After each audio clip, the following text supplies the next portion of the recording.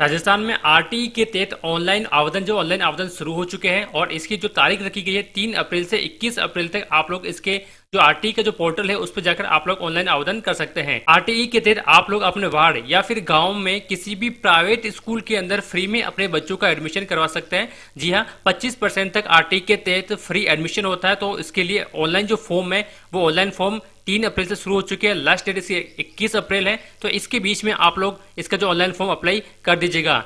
आज की इस वीडियो में आप लोगों को बताने वाला हूं कि आप लोगों को ऑनलाइन फॉर्म भरने से पहले किन किन महत्वपूर्ण बातों का ध्यान रखना है ताकि आप लोगों का फॉर्म कहीं रिजेक्ट ना हो जाए।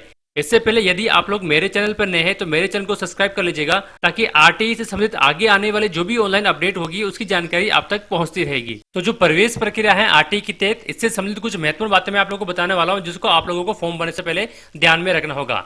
सबसे पहले तो बात यह है कि इस बार जो आरटीई के तहत जो एडमिशन हो रहे हैं वो सिर्फ नर्सरी कक्षा में हो रहे हैं, यानी कि PP3 जो कक्षा होती है जिसे हम लोग नर्सरी कक्षा कहते हैं उसमें ही एडमिशन हो रहे हैं। दूसरी बात यह है कि इसके जो एडमिशन हो रहा है वो फर्स्ट क्लास में हो रहा है, यानी कि पहली कक्षा में इसका एडमिशन हो रहा है। तो यानी जो बीच की जो कक्षा बच गई है एलकेजी और एचकेजी, इसमें इस बार आरटीई के तहत ऑनलाइन आवेदन नहीं मांगे गए, सिर्फ नर्सरी कक्षा में ही एडमिशन होगा और या फिर फर्स्ट क्लास में ही एडमिशन होगा। दूसरी इंपॉर्टेंट बात यह है कि जो बाला के जो गैर सरकारी यानी कि जो प्राइवेट स्कूल है उसके आसपास का जो एरिया में जो स्कूल्स है उसी स्कूल के लिए अप्लाई कर सकता है। यानी कि यदि आप लोग किसी शहर के अंदर रहते हैं तो वहां पर नगर निगम, नगर परिषद, नगर पालिका जैसी स्थिति है, और या फिर यदि आप लोग ग्रामीण क्षेत्र में रहते हो तो ग्राम पंचायत से संबंधित जो जगह है यानी जो आप लोगों का एरिया है, चाहे वो वार्ड हो गया हो चाहे फिर ग्राम पंचायत होगी हो, तो उसी ग्राम पंचायत का या फिर उसी वार्ड का जो बालक है उस एरिया के अंतर्गत जो प्राइवेट स्कूल आती है उसके अंदर आप लोगों को एडमिशन, यदि आप लोग किसी पास वाले वार्ड के अंदर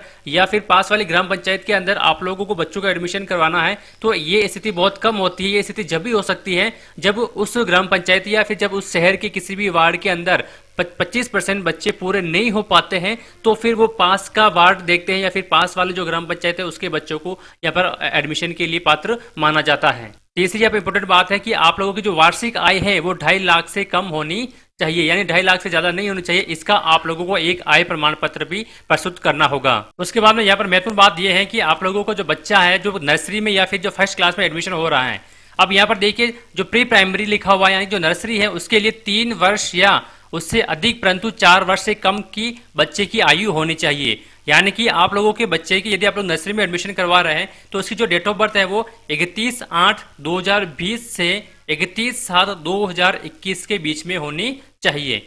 इसी तरह से यदि आप लोग अपने बच्चे का फर्स्ट क्लास के अंदर एडमिशन करवा रहे हैं तो उसकी आयु 6 वर्ष हो या फिर 6 वर्ष से अधिक परंतु 7 वर्ष से कम होनी चाहिए। यानी कि आपके जो बच्चे की जो डेट ऑफ बर्थ है वो 31/8/2017 से लेकर 31/7/2018 के बीच में होनी चाहिए। तो आप लोग अपने बच्चे का जो एडमिशन है वो फर्स्ट क्लास में करवा सकते हैं। अब देखिए इसके बाद महत्वपूर्ण बात है कि यदि आप लोग ऑनलाइन फॉर्म भर रहे हैं तो निःशुल्क प्रवेश हेतु निवास का प्रमाण पत्र आप लोगों के पास में होना जरूरी है।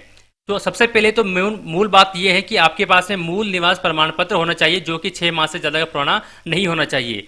यदि ऐसी स्थिति में यदि आप लोगों के पास मूल निवास प्रमाण पत्र नहीं है तो आप लोगों को देखिए लिखा हुआ है निवास के संबंध में बालक या फिर अभिभावक के लिए अन्य वैधानिक दस्तावेज के रूप में चाहे राशन कार्ड हो, आधार कार्ड हो, पहचान पत्र हो, ड्राइविंग लाइसेंस हो या बिजली का बिल हो, तो ये भी आप लोगों का निवास का प्रमाण पत्र है। तो इसके आधार पर भी आप लोग अपने बच्चे का एडमिशन करवा सकते हैं। दूसरी इंपॉर्टेंट बात है कि डॉक्यूमेंट के अंदर बच्चे का सबसे पहले जन्म प्रमाण पत्र आप लोगों के पास में होना चाहिए। यदि बच्चे का जन्म प्रमाण पत्र नहीं है और आप लोग ऑनलाइन फॉर्म भरवाना हो तो आप लोगों को जल्दी से जल्दी जन्म प्रमाण पत्र बनवा लेना है। लेकिन आप लोग फॉर्म तो पहले से भी भर सकते हो। जैसे किस प्रकार से भर सकते हो, चाहे हॉस्पिटल हो या फिर जो सहायक नर्स होती है जिसको हम लोग एनएम कहते हैं उसके रजिस्टर, या फिर ये यदि वो लिख के दे कि मेरे बच्चे की डेट ऑफ बर्थ ये है तो उसके आधार पर भी आप लोग उसका एडमिशन करवा सकते हैं। या फिर आंगनबाड़ी का जो रिकॉर्ड है उसके आधार पर भी हो सकता है और बच्चे का आधार कार्ड है तो उसके आधार पर भी हो सकता है। लेकिन ध्यान में रखना है कि आप लोगों को जन्म प्रमाण पत्र बनाना जरूरी है। जब आप लोगों का बच्चे का एडमिशन हो जाएगा, जब भौतिक सत्यापन होगा इस स्कूल का आपके बच्चे का कि इसका ये जो बच्चा ने एडमिशन लिया वो बिल्कुल वही बच्चा है या नहीं है,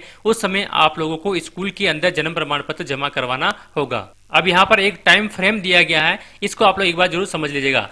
देखिए यहाँ पर जो हम लोग संबंधित अभिभावक जहाँ पर लिखा हुआ होगा वो हमारे काम की चीज है। तो सबसे पहले 3 अप्रैल से इसके फॉर्म शुरू हो चुके हैं, 21 अप्रैल तक इसके फॉर्म चलेंगे। उसके बाद हम लोग चलते हैं, देखिए आगे चलते हैं। फिर है ऑनलाइन लॉटरी, क्योंकि यहाँ पर लॉटरी के द्वारा आप लोगों के बच्चे का नाम शो होगा, तो जो लॉटरी निकलेगी वो 23 अप्रैल को लॉटरी निकलेगी। इस आप बात का आप लोगों को बिल्कुल ध्यान में होना चाहिए। आप लोग चाहे खुद फॉर्म भरो, खुद भी चेक कर सकते हो कि मेरे बच्चे का नंबर आया कि नहीं आया, या फिर आप लोग किसी ई मित्र वाले से भी पता करवा सकते हैं कि मेरे बच्चे का नंबर आया है या नहीं आया है। यदि आप लोगों का बच्चे का नंबर आ जाता है तो आप लोगों को ऑनलाइन रिपोर्टिंग करना जरूरी है। यह आप लोग विशेष रूप से ध्यान रखना कि अभिभावकों के द्वारा 23 अप्रैल से 30 अप्रैल तक ऑनलाइन रिपोर्टिंग करवाना जरूरी है। आप लोगों ने फॉर्म भर दिया, आपके बच्चे का नंबर भी आ गया, लेकिन आप लोगों ने यदि ऑनलाइन रिपोर्टिंग नहीं करवाई और 30 अप्रैल के बाद में यदि आप लोग स्कूल में जाते हैं या फिर किसी कंप्यूटर वाले के पास जाते हैं कि ऑनलाइन रिपोर्टिंग करनी है, ऐसी स्थिति में ऑनलाइन रिपोर्टिंग नहीं होगी, आपके बच्चे का एडमिशन नहीं होगा। तो जैसे आप लोगों को पता पड़ चल जाता है कि ऑनलाइन बच्चे का जो नाम है वो लिस्ट में आ चुका है, तो आप लोग जल्दी से वापस से ई मित्र वाली दुकान पर जाइए और उसको बोलना है कि आप लोगों को जो आप लोगों ने फॉर्म भरा है इसके लिए ऑनलाइन रिपोर्टिंग करवानी है। उसके द्वारा जैसे ही आप लोगों की ऑनलाइन रिपोर्टिंग हो जाती है, स्कूल के द्वारा आपके पास में कॉल भी आ जाता है, और यदि कॉल नहीं आता है तो आप लोग भी 23 अप्रैल से लेकर 12 अप्रैल तक जो आप लोग हैं वो स्कूल में चले जाइए और अपने जो डॉक्यूमेंट है वो डॉक्यूमेंट वहां पर जमा करवा दीजिएगा। इसके अलावा दूसरी यहाँ पर कोई भी आपके काम की चीजें नहीं है, वो सभी राज्य स्तर पर जो ये संस्था देख रही है आरटी को, उसके लिए यहाँ पर जरूरी है। अब यदि आप लोग इसका फॉर्म भरना चाहते हैं तो इसकी एक ऑफिशियल वेबसाइट दे रखी है, आप लोग इस ऑफिशियल वेबसाइट पर जाकर भी आप लोग खुद ऑनलाइन फॉर्म भर सकते हैं। अब आप लोग यहाँ पर सिर्फ अधिक से अधिक ऑनलाइन फॉर्म भरते सिर्फ 5 स्कूल ही चूज कर सकते हैं। तो जो आपको स्कूल अच्छा लगता है जिसमें आप लोग एडमिशन लेना चाहते हैं उसको आप लोग 1 2 3 4 5 के रूप में क्रमांक के रूप में उसको फॉर्म भरते समय आप लोगों को स्कूल को चूज करना होगा। तो ये कुछ महत्वपूर्ण बातें थी जो मैंने आप लोगों को बता दी हैं। तो आप लोग ऑनलाइन फॉर्म भरिए जल्दी से जल्दी अपने बच्चों का, और उन्हें बच्चों का स्कूल प्राइवेट स्कूल में कराइए, वो भी फ्री में। यदि वीडियो अच्छी लगी तो लाइक एंड शेयर कीजिएगा, और यदि आप लोग मेरे चैनल पर पहली बार आए तो मेरे चैनल को सब्सक्राइब जरूर कीजिएगा, ताकि आरटी से संबंधित आगे आने वाली जो भी ऑनलाइन अपडेट होती है उसकी जानकारी सबसे पहले आप तक पहुंचती रहे।